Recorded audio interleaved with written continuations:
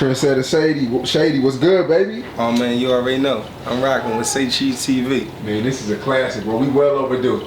Yeah, we here in North Philly. I'm Peach's house. I got my guy, SMS Wink right here. You already know from the Strawberry Mansion section. Shout out to North Philly. Shout out to SMS section. SMS section. Right now, well, I'm gonna say like the past 3 months, maybe a little longer.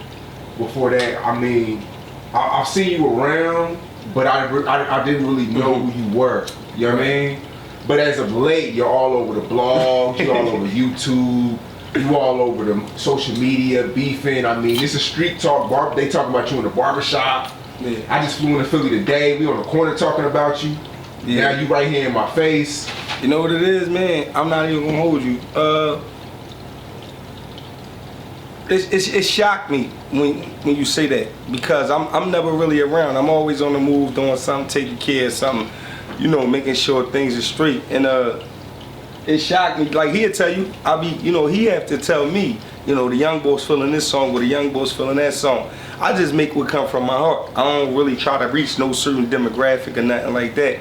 But like, it's definitely humbling to hear that in itself. And what I'm doing, I guess what I'm doing is working in some type of manner, but it's I'm trying to refocus on this music and getting back to the money. Nah, facts. Now, when I flew into Philly, it was probably like a month ago, you was on Instagram Live for like 2 days straight. I'm not sure, but it was a chick I was with, and she was making it a big deal. And I'm like, who the fuck is this nigga? No, I ain't dick eating, I ain't boosting the situation. It wasn't one of my chicks, was it? I don't know. I was with her, so I don't know. You was on IG Live for 2 days. But we ain't even gonna start it there. We're gonna start it before that, because I don't really know your history.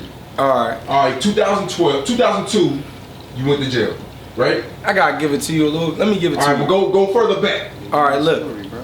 Alright. I'm from here. I'm from 15th and York. I'm from Cumberland Street. No, I ain't from Nicetown, but I love Nicetown though. I'm not from Nicetown though, because I never really learned the ways of Nicetown. As people in Nicetown that love me, but it's people in Nicetown that don't care about me at all. You understand what I'm saying? Everybody down here care about me, whether they like me or not. They care. If something happened to me, they gonna feel it. They can't come outright and be joyous about it. You know what I mean? They gotta care in some capacity down here. Nicetown, they don't gotta feel like that. My story started way before my brother got, my brother was murdered. My brother is LA, but I'ma start it there because that's when everybody became prominently aware of my existence. And what year was this? 2002. Okay. All right. Before you went to jail? Yeah, this before I was in jail. I was actually in Glen Mills schools. When your brother got killed? I was on Jefferson Hall, real rap. Yeah, I was in bed. I got that phone call. I remember my aunt Kiki and my cousin Banger, they called me. I got that phone call, and I remember they let me come home for 24 hours for the funeral. We had to negotiate it with my judge. Had to go talk to my judge and everything. When I was a kid, my mom and them, and the judge was like, all right, long as you don't run. So I was like, yeah, I was being a man of my word, because he did let me out to go to my brother's funeral. So I went back, and when I went back, the next time they let me home, I ran in, because he let me home for my brother's funeral. I didn't want to embarrass my mom and them like that. To clarify, you was in jail, your brother died, they let you go to the funeral? Yeah, I came back. Okay. I really wasn't feeling that whole being locked up thing no more. So the first chance I got a chance to run rabbit, that's what I did. They let me out and told me to come back in 2 days. I ain't see them people ever again in my life, man. I ended up doing 7 years, right? So running from them, I ended up catching cases. And from catching them cases, I ended up being certified as an adult and going to jail. And when I went to jail, I lost one of my cases. And the case that I did lose ended up getting me 6 to 12 years in state pen. And from them 6 to 12 years, I ended up doing 7 years total state time, state and county time combined together. I came home in 2010. I was on the streets for 2 years. I had got married, had a child, got divorced, got married again, and I went back to jail. I started sliding back. I was doing good. In and out. Yeah, I was doing good. I was in and out the hood. I wasn't really sticking around. You know, when you be beefing in the house, that joint put you right in the streets. I'm gonna come back to what I know. This is what I know. Man, I know this like the back of my hand, cuz. I don't be listening to nobody telling me I'm running this, that, and the third. I know this neighborhood. Every roof, every alleyway, every abandoned house, every car that's supposed to be there that's never gonna move. All the old people, the people who own the stores, they kids. You understand what I'm saying? The politicians down here, the movers and the shakers. I know what's going on down here. This is my neighborhood. Okay. 2002. Why are you in jail then? When your brother get killed? What makes you... I'm in jail 2002. I might be trapped street more. I'm in jail 2002 for 21 robberies. You understand what I'm saying? Yeah. Sure, Rick. Chilling. I'm in jail then for 21 robberies at that time. I got certified. 21? Yeah, 21. They gave me 21. Is this like robbing banks? Is this robbing people? Is No, it was still... people. It was like people, all in this zip code. Yeah. So is armed robbery or? It's all types of robberies. But look, I can't take no claim to fame for that. But I wasn't doing all that, man. The people put all them cases on me. Okay. Do you understand what I'm saying? They got down there and just start stacking them Jones on me. It's like catch this. That's the catch 22. They really do that. They stacked all them cases on me. They closed their books out on me. End of the year, like December, they closed their books out on the kid. That's what they did. So I end up sitting on them cases. Man, 19 of them cases either got dismissed or beat. I ended up pleading guilty to 2 robberies, and I got decertified. They said I was capable of being rehabilitated back in the juvenile set. So they took me from the adult setting as the juvenile and put me back in the juvenile set. Right. At that point, man, I just was trying to get back to... I had a girlfriend at that point. I was trying to get home because I was trying to escape.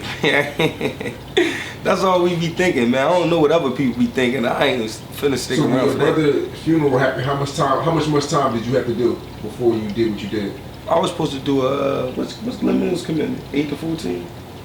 8 to 14 months. I was supposed to do an 14 month commitment. 8 to 14 month commitment. Okay. But I ended up running and ended up catching a case and ended up doing 7 years. Okay, now when you end up running after your brother's funeral, what case did you catch while you was running? I catch a shooting. I catch the attempted murder outside. Right out here? Yeah, catch it right outside. While you're running? Yeah, catch it right outside.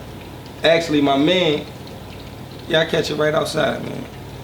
I catch it right outside. So, not to get too detailed, because you already did the time for it anyway. Yeah, I did the time. Was it like was it something that you regret, or was it something that had to happen? You want me to be honest? We don't say that nigga told on me. That nigga told on me. So, man. Your homie or the nigga who I ain't never do nothing to none of my homies. You know what I'm saying? Did somebody witness the shooting or the nigga who got shot? Just the nigga that got shot. Oh, okay. Listen, this guy, he told on me. He campaigned for that.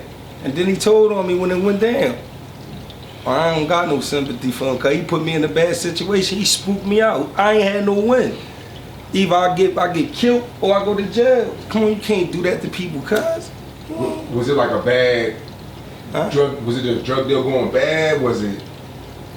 Man, it was just me being an adolescent in this neighborhood. I ain't gonna lie, that's how we solve issues down here. It may sound ignorant, but this neighborhood, where I'm from, breeds serial killers. This whole city breeds serial killers. This whole society that we live in, under these conditions, breeds serial killers. You feel me? I grew up in this house. People wouldn't come in this house. They wouldn't come nowhere near this house. You hear the plumbing running, and I mean, ain't no telling you might step on a soft spot or something like that. What you think this do for a human psyche? What you think this do for the human psyche? This neighborhood breeds serial killers. There's nowhere in the world everybody know people that murder people.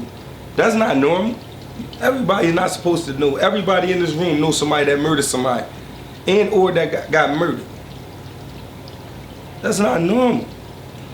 You got regular bakery workers that make donuts and cakes that know somebody because they ain't live in Philadelphia. They know somebody that's a murderer or got murdered. That's not normal for a baker. It's not. Facts. It's not, and it's accepted as the norm because it's so prevalent. It's present. It's consistent. It's always there. So people just take it. They numb to it. So let me ask you this: the dude that you shot, have you seen him out? Yeah, No, not lately, but I seen him. Scared the hell out of him. Scared him. I ain't gonna lie, cause I caught it late. And he caught it super late, but I caught it so late that my reaction gave me up. And it was like, we seen each other, and it was like, he was like, man, what's up? I'm like, what's up? He like, man, you know, like, I was like, look, you don't even know me, no explanation. I'm out here, I'm going to school, you know? He was like, all right, that's what's up. I'm like, all right, peace. And that's the last time I saw that guy. How long ago was this? That was like in 2011. Yeah. Yeah, that was in 2011. Okay, so when you go on a run, and in 2004 is when the shooting happened. When did you go in for the shooting? 2002. 2002. Same year. Same year. A couple months later. Damn. Yeah, Okay. I did 3 years, came home for a couple months and went back and did 7. And that's when you did your 7. Yeah, came home for a couple years, Got went out back and did 2009. 10. 10. Yeah. 2010 when you get out, what's going on in the world? Man, I just felt like I wasn't received right when I came home in 2010. I ain't gonna lie, nobody rolled no red carpet out for me. I did run into a couple guys that was in the halfway house, a dude named Coco from up Somerville. He looked out for me, I never knew him. I met New Lane Mont in the halfway house, the CEO of New Lane. Mont looked out for me. We built our bond off Islam. And I met well, I ain't meet G-Man. Well, yeah, G-Man was sent to me from an elder in the prisons to look out for me. And I met G-Man and a couple other characters that I'm still like good with today. We just don't be around each other. But these dudes, they was like, and I don't mean to call them characters like they don't mean nothing to them, to me, but I'm just saying it's various other people that I can name. But my support system came from people that came from my situation, not people that were supposed to be there with me in my situation in my head or things like that. But 2010 I came home, I just felt like the temperament in the city for me was, and I'm gonna be honest, this nigga get out of pocket again, we gonna put him down. So, you know, my little brain, I'm 24 at the time if I ain't mistaken, I'm like, man, ain't no way in the world I come home and nobody got no money for no drawers for me, no money for no boots, no money for no clothes. They treat me like I told. You feel what I'm saying? They treat me like I told on somebody or something. Like I did all my time. I stood up in the jails, you know what I mean? I ain't asked to come home to nothing, cause I ain't worked for nothing. But you would never think that, you know, somebody would, it's cool. Lock it in. Yeah, it's you would think that I would come home and the system would be in place for me to, you know, to at least have underclothes. It wasn't there. I don't blame nobody though. I got mad at myself. I told myself I never gonna put myself in this situation again. So what I did was I got all the way out the way. I got a job down 30th Street. Remember when I was working at McDonald's? That got me out the halfway house to connect with all the people I needed to connect with. People thought it was about McDonald's. No, it's not about McDonald's. I could go to 30th Street, meaning I got room to travel. Meaning like if I get somebody to pick me up, I can get there real quick, but I got room in between that. But they give me a long pass to get down there on all them trains and buses, you know? And I go to school down there, so that's another pass. I'm going to school after work. I'm working full-time, going to school full-time. I'm never in the halfway house, but everybody thinking I wasn't soft. No, I did what I needed to do because nobody was doing nothing for me. I ain't do nothing to compromise my manhood or my dignity. I ain't do nothing to say I wasn't, you know, me. So that's what 2010 was like for me. It was like, I ain't gonna lie, that was like a very tumultuous year for me. I ain't gonna lie, coming home, man, it was like, I thought I was gonna get killed. That's what everybody think when they come home. And it's not a person that come home from jail that don't think about that. Like when I come home, I'm gonna get killed. Because it's about, you know what you gotta go back into. You just been took out the game. That's like going back in the game rusty. They ready to house you. You ready to get housed. If you don't jump back in, that's like getting on from the off ramp. On the on ramp. You gotta merge. You can't be stopping for real like that. You gotta merge, guys. So you gotta figure out what you gonna do, what lane you gonna be in. As soon as you merging, you gotta know, I'm ready to be in this lane, or this lane. You gotta know what's up. A lot of people come out here and they get in an accident because they don't know how to merge. They don't know what lane to get in. You feel me? Every time I move, I know what lane I'm in. You know what I mean? I'm moving efficiently. You know what I mean? I don't got no, you know, I'm moving swiftly. I do what I need to do. You gotta understand.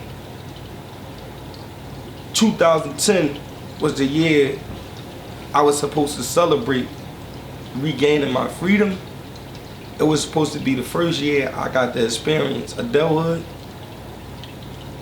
That shit was crazy, cause I ain't had nobody walking through that shit. My big cousin was still in jail, and not for nothing, the OAs that was in place down here, shit, that was his young boy that I went to jail for. So,